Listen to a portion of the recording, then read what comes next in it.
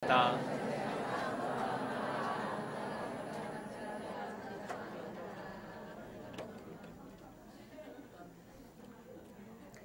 예. 자, 어느덧 창세기가 이제 후반부로 이제 결론을 향해서 이제 나오고 있는데요.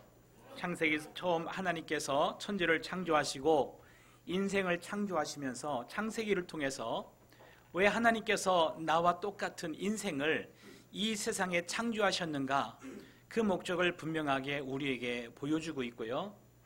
또 창세기 마지막 이 요셉의 이야기를 통해서 하나님께서는 우리가 어떻게 삶을 살아가며 어떻게 인생을 마무리하기를 원하시는지, 우리 인생의 궁극적인 목적이 어떻게 만들어져야 되는지 이 말씀을 통해서 우리에게 보여주고 있는 것입니다.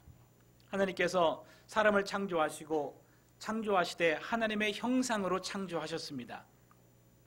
하나님의 형상으로 창조하셨다는 것은 우리로 하여금 하나님의 형상을 온전히 입을 수 있는 같은 질로 우리를 만드셨다. 그리스도 안에서 하나님께서 우리를 새롭게 만드셨음을 우리는 믿습니다. 그리고 하나님께서는 하나님의 그 거룩한 언약의 백성으로 우리를 세우시고 우리를 자녀 삼아주시고 하나님의 성령으로 하나님의 거룩한 역사로 우리를 이끌어 가시는데, 아브라함과 이삭과 야곱의 신앙을 통해서 하나님께서 어떤 열매를 맺기를 원하셨는가라는 것을 우리에게 보여주고 있고, 또 요셉의 신앙을 통해서, 또 요셉의 삶을 통해서 우리가 궁극적으로 어떤 열매를 맺기를 하나님께서는 원하시는가라는 것을 우리에게 보여주고 있는 것입니다. 지난 시간에 이제 요셉이 노예로 팔려왔음에도 불구하고, 또 노예로 생활함에도 불구하고 그가 하나님과 동행하는 삶을 살았더라라고 이렇게 말씀을 전하는 것을 볼 수가 있었습니다. 모든 사람들이 눈만 뜨면은 환경도 그렇고 사람도 그렇고 노예 취급을 하고 노예로 살아갈 수밖에 없는 그런 삶에도 불구하고 요셉은 노예로 살아간 것이 아니라 하나님의 자녀로서, 삶의 주인으로서 당당하게 정체성을 잃지 않고 언약 백성으로서 살아갔다는 것을 볼 수가 있습니다. 그의 마음의 배신과 원망과 분노와 절망이 그를 사로잡고 있었다라면 하나님께서 그와 동행하실 수가 없었을 것입니다. 그런데 하나님은 모든 일을 통하여서, 모든 시간을 통하여서 요셉과 동행하셨습니다. 그것은 무엇인가 하면은 요셉은 모든 시간 하나님의 말씀 안에 거하며 하나님의 목적대로 살아가며 하나님의 인도하심을 따라 사는 삶에 전혀 흔들림이 없었다라는 것입니다. 그랬을 때 하나님께서 그의 모든 삶을, 그가 행하는 모든 것마다 형통하게 하셨더라라고 말씀하고 있습니다. 모든 삶이 형통했다는 것은 먼저 하나님과 온전히 사랑의 관계 속에서 그가 모든 일을 행하였고, 그가 행하는 모든 일의 결과가 하나님께서 기뻐하시는 열매를 맺는 일을 행했다라는 것입니다. 그랬을 때 성경에서는 이 요셉을 평가하기를 그는 용모가 빼어나고 아름다웠다라고 이렇게 평가하는 것을 볼 수가 있습니다. 사람이 아름다울 때가 언제입니까? 자기답게, 자기의 소신껏, 자기에게 맡겨진 일을 최선을 다해서 땀을 흘리며 열심히 수행해 나가는 그런 모습을 볼 때 그것을 보고 사람은 참 아름답다라고 표현을 합니다. 요셉은 하나님의 사람으로서, 언약 백성으로서 노예 생활이라는, 그리고 타고타양살이라는 아는 사람이 아무도 없는 그러한 가운데 있음에도 불구하고 하나님의 언약 백성으로서 부지런히 최선을 다하여서 하나님의 기뻐하시는 거룩한 구원의 삶을 이루어가는 그 모습을 바라볼 때 성경 기자는 하나님께서는 이 요셉을 참 빼어나고 아름답다라고 이렇게 표현을 하는 것입니다. 이미 그가 있는 곳에서 그가 만나는 모든 사람과 그가 행하는 모든 일을 통하여서 하나님의 복을 나누는 그런 사람이 되었다. 복의 근원이 되는 그런 삶을 이미 살기 시작했다라는 것을 이 말씀을 통해서 볼 수가 있습니다. 아브라함을 부르시면서 하나님께서 내가 지시하는 땅으로 가라 라고 말씀하시면서 하신 약속이 내가 너와 내 자손으로 하여금 복의 근원이 되는 삶을 살게 하겠다, 복의 근원의 사람으로 만들어 주겠다라고 이 아브라함에게 약속하셨습니다. 아브라함과 이삭과 야곱의 신앙의 결실이 이 요셉인데, 요셉이 아직은 작지만 보디발의 집안에서 복의 근원이 되는, 하나님의 여호와의 복을 나누어주는 그러한 삶을 사는 모습을 우리가 이 말씀을 통해서 볼 수가 있습니다. 자, 그런데 여기에서 끝나는 것이 아니라 하나님께서 최종적인 시험을 하십니다. 최종적인 시험을 하는데 이 시험이 만만치 않은 시험입니다. 그 시험이 뭐냐면 오늘 본문 말씀에 읽은 것처럼 이 보디발의 그 집 주인이죠. 집 주인의 아내가 이 요셉을 유혹하기를 시작합니다. 그래서 남자를 무너뜨리는 여자가 있죠. 그거를 이제 영화라든가 이런 데서 이제 보면 그것을 판무마탈이라고 하나요? 만무파탈 맞죠? 판무파탈. 예. 아마 그런 여자였던 것 같아요. 근데 이 시험이 얼마나 집요하고 넘어갈 수밖에 없는 시험인가를 우리가 말씀을 통해서 이제 보면은 깨달을 수가 있을 텐데, 우리에게도 이런 시험이 반드시 온다라는 것입니다. 그랬을 때 이 요셉이 어떻게 그것을 이겨갔는가, 성경에서 믿음의 사람들은 이 시험을 어떻게 극복했는가라는 것을 보면서 우리가 시험을 극복해 나갈 수 있기를 바랍니다. 이 마지막 시험을 통과했을 때 하나님께서는 요셉에게 도장을 꽉 찍어주는 거예요. 너는 내가 기뻐하는 그 열매다 라는 도장을 꽉 찍어주는 것 같습니다. 어떻게 시험을 이겨나가는가라는 것이 오늘 말씀의 주 내용이 되겠습니다. 세 가지 시험으로 이 여인이 이 요셉을 시험을 합니다. 첫 번째는 눈짓을 하면서 은밀하게 동침하자라고 말합니다. 은밀한 시험으로 다가옵니다. 아무도 모르게 합니다. 아무도 모르게 은밀하게 유혹을 하는 겁니다. 문제가 없을 것이다. 그 다음에 두 번째는 날마다 시험을 합니다. 날마다 유혹을 합니다. 은밀하게 시험을 하고 은밀하게 유혹을 하고 날마다 유혹을 합니다. 안 넘어갈 사람이 있겠습니까? 그 다음에 마지막에는 겉옷을 붙잡습니다. 겉옷을 붙잡는다는 것은, 겉옷은 요셉이 입은 옷은 무엇입니까? 요셉은 그 집안의 가장 큰 사람이 됐어요. 어느덧 시간이 아마 많이 흘렀을 겁니다. 몇 년이 흘렀는지는 모르겠어요. 정말 땀 흘려서 최선을 다해서 이루어놓은 그런 바탕 위에서 총책임자가 됐습니다. 그 옷을 입은 거예요. 총책임자의 옷을 입은 거예요. 그 겉옷을 꽉 붙들었습니다. 내 말을 듣지 않으면 너는 옷을 벗는다라는 거예요. 굉장한 시험이죠. 어떻게 싸운 건데, 어떻게 극복한 것인데 하루아침에 옷을 벗게 된다라는 것이에요. 이 세 가지 유혹을 어떻게 이길 것이냐라는 것입니다. 그래서 오늘 말씀을 통해서 또 성경의 이치를 통해서 이 시험을 어떻게 우리는 이겨나갈 수 있는가라는 것을 오늘 말씀을 통해서 살펴볼 수 있기를 바랍니다. 이 아이들 학습지 중에서 눈높이 학습이라는 것이 있죠. 근데 그 의미는 아이들의 눈높이에 따라서 이제 학습을 해야만 된다라는 그런 의미인데, 우리는 세상 사람들의 눈높이에 따라서 우리의 삶을 맞춰가는 그런 경향을 볼 수가 있습니다. 그래서 세상 사람들의 눈에 보기에 선하게 살고, 세상 사람들 보기에 정직하고, 세상 사람들 보기에 참 성실하고, 세상 사람들 보기에 참 괜찮은 사람이다 라는 것을 보여주기 위해서 우리는 최선을 다하면서 살아갑니다. 근데 세상 사람들이 보지 않는 곳이 있어요. 그것이 바로 은밀한 곳입니다. 거기에서 내가 어떻게 행동하고 어떻게 생각하고 내가 거기에서 어떻게 행하는가라는 것을 우리가 돌이켜 볼 수 있기를 바랍니다. 그것으로 들어가자라는 것이에요. 세상 사람들이 보지 않는 곳에서, 그리고 세상 사람들이 평가하지 않는 곳에서, 은밀한 곳에서 너의 본성을 드러내고 거기에서 세상을 즐기자라는 것입니다. 세상 것을 마음껏 즐기고 마음껏 타락해보고 마음껏 쾌락을 느껴보고 거기서 네가 하고 싶은 것을 할 수 있다라는 것입니다. 그리고 다시 나와서는 또 겉옷을 입고 거기서 거룩한 모습으로, 그 다음에 건강한 모습으로, 정직한 모습으로, 성실한 모습으로 얼마든지 살아갈 수 있다라는 것입니다. 그러므로 은밀하게 죄를 짓자라는 것입니다. 근데 이 말씀을 우리가 생각해 보면은 그렇구나라는 생각이 듭니다. 나의 삶을 되돌아볼 때도 내가 혼자 있을 때하고 이렇게 공식 석상에 있을 때하고 나의 모습이 다른 모습을 발견하게 되고 깜짝깜짝 놀라게 됩니다.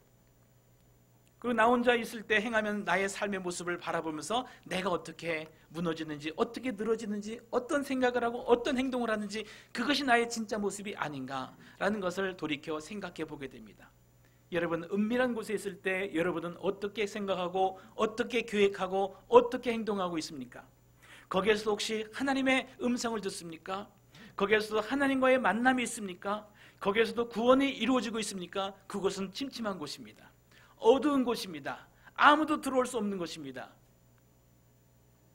거기에서 하나님의 빛이 임한다면, 거기에서 하나님과의 교제가 이루어진다면, 거기에서 하나님이 나를 치료하기 시작한다면 나는 속도 그렇고 겉도 그렇고 깨끗하게 투명한 사람으로서 건강하게 고침을 받게 될 것입니다. 은밀한 곳에 있어서 주님께서 그렇게 말씀하십니다. 마태복음 6장 6절 말씀, 우리가 잘 알고 있는 말씀이죠. 너는 기도할 때에 네 골방에 들어가 문을 닫고 은밀한 중에 계신 아버지께, 네 아버지께 기도하라. 누구에게요? 네 아버지께 기도하라. 그것이 얼마나 지저분하든지 그것이 문제가 안 된다. 왜? 아버지니까. 은밀한 중에 계신, 은밀한 곳에 들어가 거기에 아버지를 초청하라는 거예요.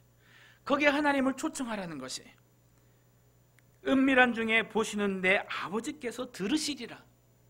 거기서 하나님과 교제가 이루어진다면 우리는 죄를 이길 수 있음을 믿습니다. 거기서 하나님과 만난다면 내가 변화될 수 있음을 믿습니다. 세상에서 가장 어려운 것이 내가 변화되는, 사람이 변화되는 것이에요.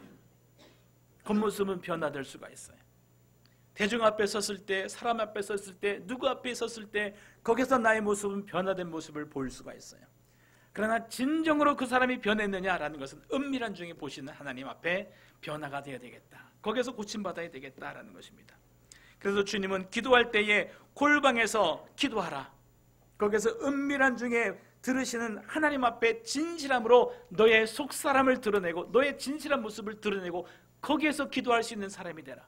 거기에서 치료받는 사람이 되라 라고 말씀하시는 것입니다. 그런데 이 여인은 은밀한 곳에 들어가서 죄를 짓자라는 것이에요. 은밀한 중에 들어가서 하고 싶은 것 하자라는 것이에요. 은밀한 중에 들어가서 세상 것 마음껏 취하자라는 것입니다. 즐기자라는 것입니다.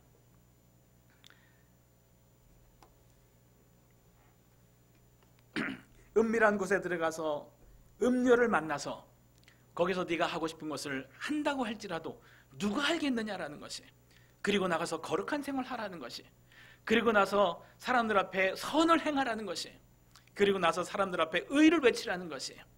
그러면 사람들이 너를 위해서 박수 칠 것이고 너의 칭찬은, 너는 끊임없이 칭찬을 받을 것이고 너는 끊임없이 인정을 받을 것이다라는 것입니다.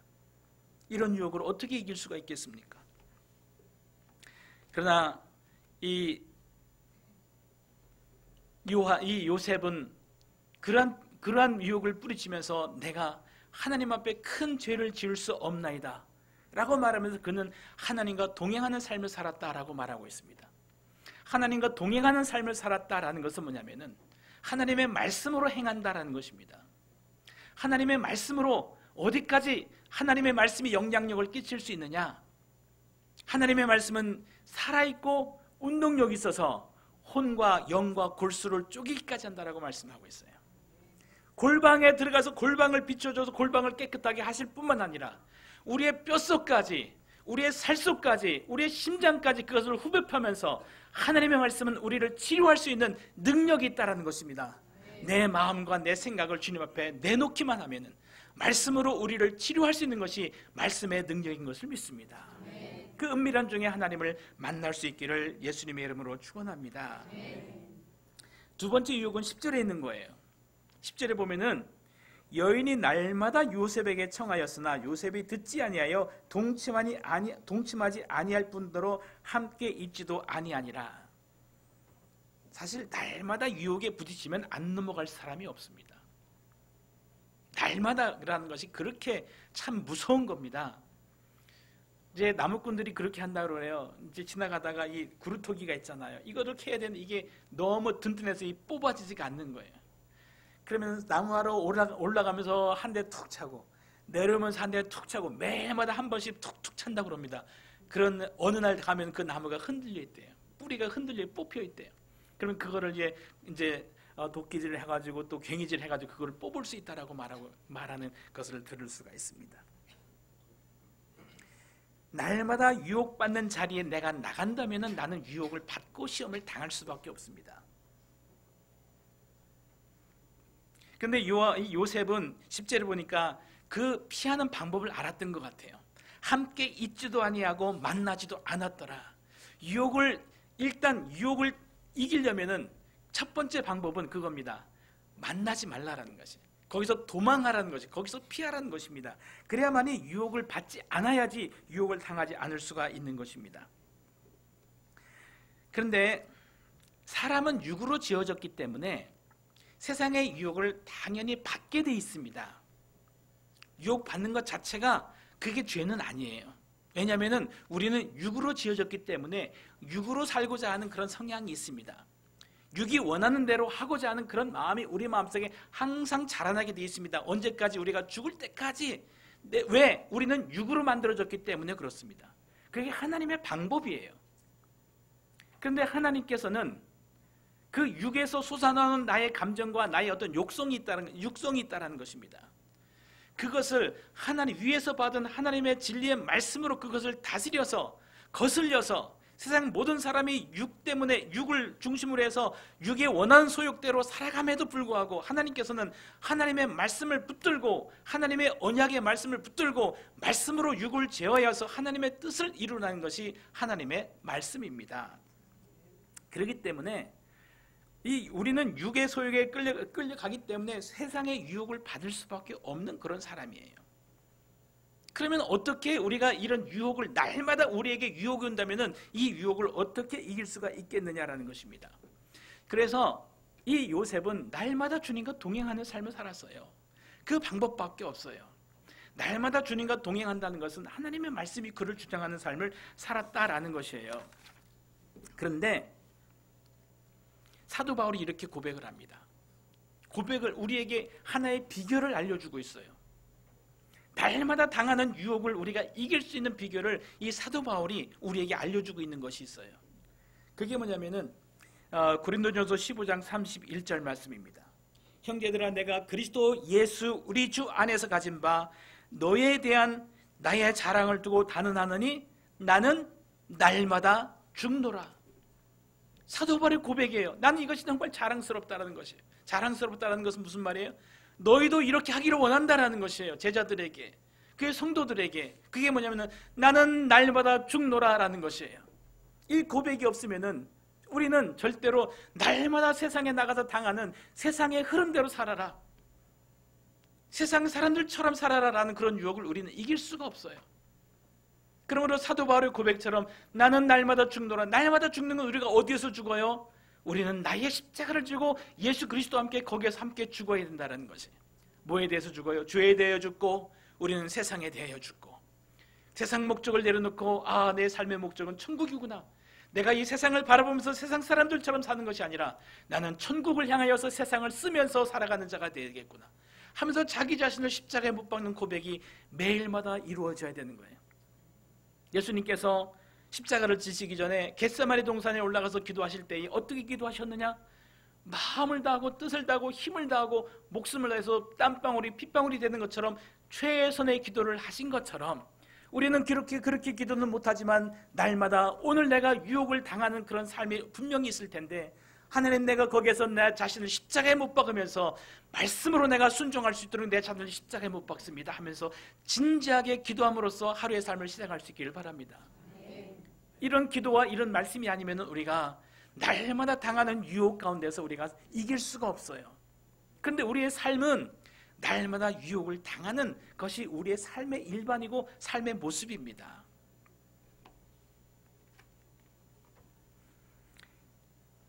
그 다음에 세 번째 유혹이 뭐냐면은 이 여자가 이제 나중에는 겉옷을 딱 붙잡았어요. 근데 겉옷을 붙잡았는데 그 순간에 붙잡은 것이 아니라 이게 하루 이틀에 이루어진 일이 아니겠죠. 그러면서 메시지를 주겠죠. 메시지를 주면서 나중에는 말을 안 들으니까 이렇게 아마 거래를 했을 겁니다. 만약에 네가 내 말을 안 들으면, 내 요구를 안 들으면 너는 당장 옷을 벗는다.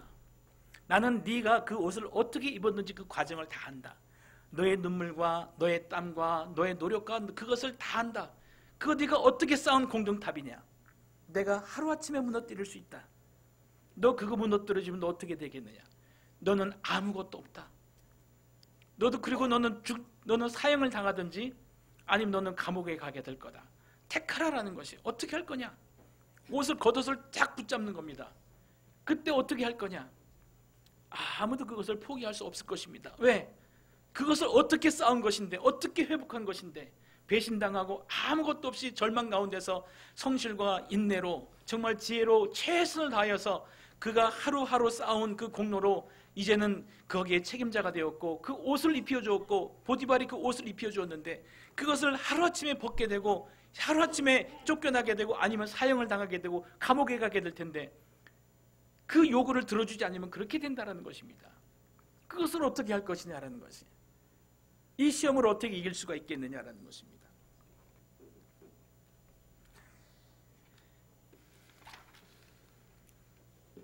그때 이 요셉이 하는 말이 내가 하나님 앞에 이 큰 죄를 지어서는 안 되겠다라는 그런 고백입니다.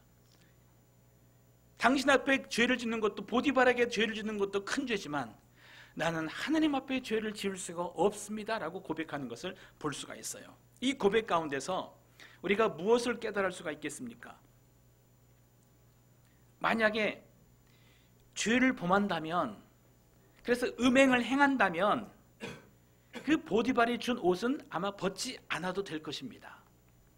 그리고 계속해서 비밀을 지킨다면 은밀한 곳에서 이루어지는 것이기 때문에 자기의 지위와 자기의 권세를 가지고 그 다음에 부도 축적하면서 안정된 생활을 할 수가 있게 될 것입니다. 그리고 그래서 결국에는 보디발이 입혀진 그 옷은 벗지 않아도 될 것입니다. 그런데 요셉은 깨닫는 거예요. 그렇지만 하나님께서 그에게 입혀줬던 채색옷 같은 그 옷, 영광의 옷, 그리고 하나님 나라에서 입을 그 거룩한 옷은 벗어야 된다는 것을 알고 있습니다. 무엇을 택할 것이냐라는 것이, 보이는 것과 보이지 않는 것 중에서 무엇을 택할 것이냐. 보디발의 집에서 책임자로서 지위와 권위를 유지할 수 있을 것입니다. 만약에 음행을 행한다면. 그런데 거기에서 하나님과의 언약은 취소가 되는 것입니다. 하나님의 언약은 깨지는 겁니다. 이룰 수가 없는 것입니다. 그 언약이 어떻게 된 언약인데, 아브라함과 이삭과 야곱을 통해서 3세대를 거쳐서 이어온 그 신앙의 그 언약의 열매가 이 요셉을 통해서 맺히길 원하는 것은 하나님의 소원입니다. 그리고 하나님의 수고요, 하나님의 노력이요, 하나님의 전능성을 동원해서 여기까지 이끌어온 것이 하나님의 최선이었다라는 것입니다. 그런데 그 열매가 맺히지 못하게 될 것이다 라는 것입니다. 그를 통해서 만민이 복을 받게 되길 원하시고 그 복의 근원이 되는 신앙의 열매를 맺기를 원하시는 하나님의 소원은 물거품이 되는 것입니다. 하나님의 마음을 가장 아프게 하는 것이죠.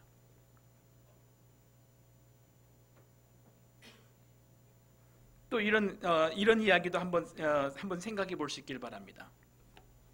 왜 요셉이 하나님 앞에 이 큰 죄를 지어서는 안 된다고 하는 것일까? 왜 죄를 지어서는 안 된다고 하는 걸까요? 왜 죄를 지어서는 안 될까? 이렇게 항변할 수 있습니다. 하나님이 우리에게 모든 죄를 예수 그리스도의 피로, 우리 경우에 예수 그리스도의 피로 우리의 모든 죄를 사하셨다고 약속하지 않으셨습니까? 그 혹시 우리에게 면죄부 준 거 아닙니까? 이런 죄, 이런 일탈 해도 되는 것 아닙니까? 라고 이렇게 질문할 수도 있겠습니다. 신학적인 공격입니다. 신학적인 질문입니다. 또 그런 생각들이 나에게서 올라올 수가 있습니다. 물론 그렇습니다. 아마 하나님의 자녀가 하나님의 자녀로서의 지위를 박탈당하고 너는 당장 지옥에 하고 지옥에 떨어지거나 그러지는 않을 겁니다. 왜? 예수 그리스도의 피로 사신 것이고 이미 생명력에 예수 그리스도의 피로 그를 사서 기록에 놓았기 때문에 그렇게 되지는 못할 것입니다. 신학적으로 이론적으로 그렇다라는 것입니다. 그렇지만 하나님의 자녀로서 하나님의 가슴에 심장에 못을 박으며 하나님을 가장 아프게 하며 하나님의 그를 향한 모든 계획과 수고와 노력을 수포로 돌아가게 하는 그런 일을 어떻게 행할 수가 있느냐? 행할 수 있는 사람이 있다라는 거예요. 그러나 이 요셉은 행할 수가 없습니다라고 판단을 내리는 겁니다. 나는 이 모든 것을 버리겠습니다. 포기하겠습니다. 나는 그 일을 행할 수가 없나이다. 왜? 그것은 하나님 앞에 큰 악이 되기 때문에 나는 그 일을 행할 수가 없나이다. 이것이 요셉의 신앙의 고백입니다. 보이는 것 때문에 신앙 고백한 것이 아닙니다. 보이지 않는 하나님의 언약입니다. 보이지 않는 하나님의 사랑입니다. 보이지 않는 하나님의 소망입니다. 그것 때문에 이 요셉은 나는 하나님 앞에 큰 악을 범할 수가 없나이다라고 그렇게 고백을 하는 겁니다. 이런 신앙의 고백이 우리의 고백이 될 수 있기를 바랍니다. 세상적으로 보면 지극히 작은 일탈이라고 취급할 수도 있습니다. 그렇지만 하나님의 입장에서 보면 그것은 큰 죄악이다라는 것이에요. 하나님을 너무너무 아프게 하는 죄악이다라는 것이에요.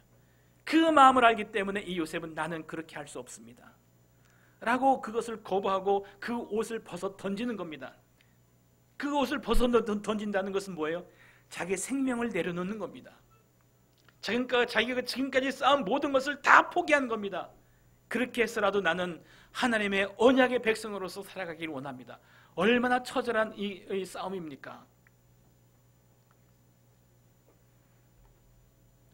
그래서 우리는 그렇게 이 요셉의 신앙을 우리가 담기를 원하는데, 이 요셉의 신앙이 너무 귀하고 아름다워서 참 요셉 신앙을 내가 담겠다라고 말하기가 참 어려울 정도입니다. 참 아름다운 신앙입니다.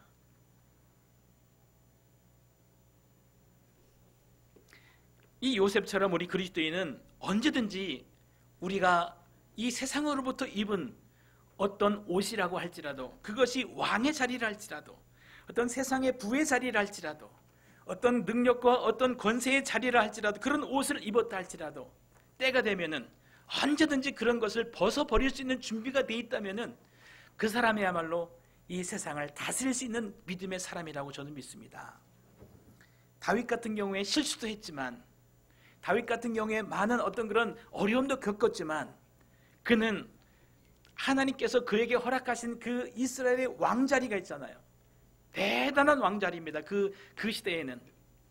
그러나 그 왕자리를 하나님께서 나에게 주셨기 때문에 내 사명이 다한다면은, 그리고 하나님께서 원하신다면은 나는 이 자리를 언제든지 놓기를 원합니다 라는 그러한 심정으로 그 왕의 자리를 맡았던 사람이 바로 이 다윗이라는 것이. 그래서 이 다윗의 신앙을 하나님께서는 귀하게 여기신다라는 것입니다. 그 신앙의 고백이 거기 있어요. 시편 84편 10편에 이런 말씀이 있어요. 주의 궁정에서의 한 날이 다른 곳에서의 첫날보다 나은즉 악인의 장막에 사는 것보다 내 하나님의 성전 문지기로 있는 것이 좋사오니 라고 고백합니다. 이 다윗이 살고 있는 그 화려한 궁전, 그 권세의 자리, 모든 사람들이 머리를 숙이는 그 자리, 그것을 뭐라고 표현하는가 하면 다윗은 악인의 장막이라고 말하고 있어요. 다 악인들이 우글우글 다 머리 숙이고 있다는 것이에요. 다 권세 앞에 머리 숙인 사람들이라는 것이. 거기에서 첫날을 사는 것보다 내 하나님 나라의 문지기로 한 날을 사는 것이 더 좋겠다라는 이 이 다윗의 고백입니다. 저는 그 다윗의 고백이 진실이라고 믿습니다. 그런 준비를 우리가 할 수 있기를 바라요. 그런데 준비 없이 그 자리에 올라가면 절대로 못 버립니다. 정말 훈련이 없이 그 자리에 올라가서 어떤 권세를 가졌다, 어떤 물질을 가졌다, 어떤 지위를 가졌다, 절대로 못 버립니다. 그러나 우리가 준비하고 기도하고 또 준비하고 기도하여서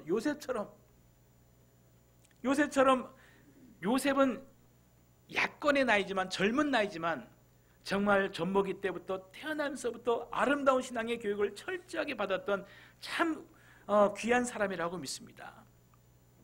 준비가 되었기 때문에 겉옷을 붙잡았을 때에 정말 힘들지만 그는 결단을 하면서 겉옷을 벗어 던지고 그 자리에서 피하고 도망가는 겁니다. 그 결과 어떻게 됐어요? 그는 감옥에 들어갈 수밖에 없었습니다. 근데 성경에서 하는 말씀은, 감옥에 들어가 있을 때 성경에서 하는 말씀은 요셉이 거기에서 하나님께서 함께 하셨더라. 계속 하나님께서 함께 하시는 거예요. 요셉이 하는 일이 감옥에서도 형통하였더라 라는 그런 말씀이 나오는 거예요. 그 말씀을 통해서 이미 이 시험을 이겼을 때에 하나님께서 정말 기뻐 춤을 추셨을 것 같아요.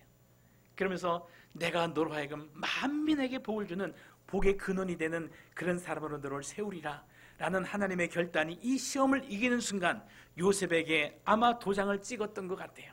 그럼에도 불구하고 요셉은 그 후에 많은 고난을 겪습니다. 그러나 마지막까지 요셉이 승리하는 것을 볼 수가 있고요.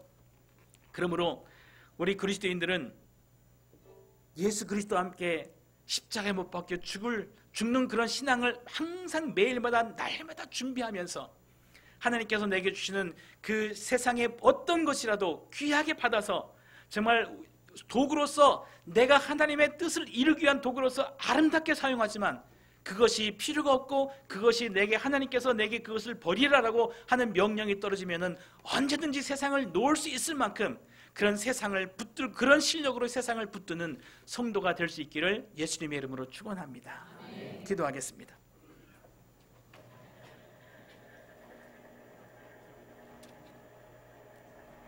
좋으신 아버지 하나님, 요셉이 당하였던 시험 3가지, 은밀한 중에 짓는 죄, 또 날마다 유혹과 시험 가운데 어떻게 이겨나갔는지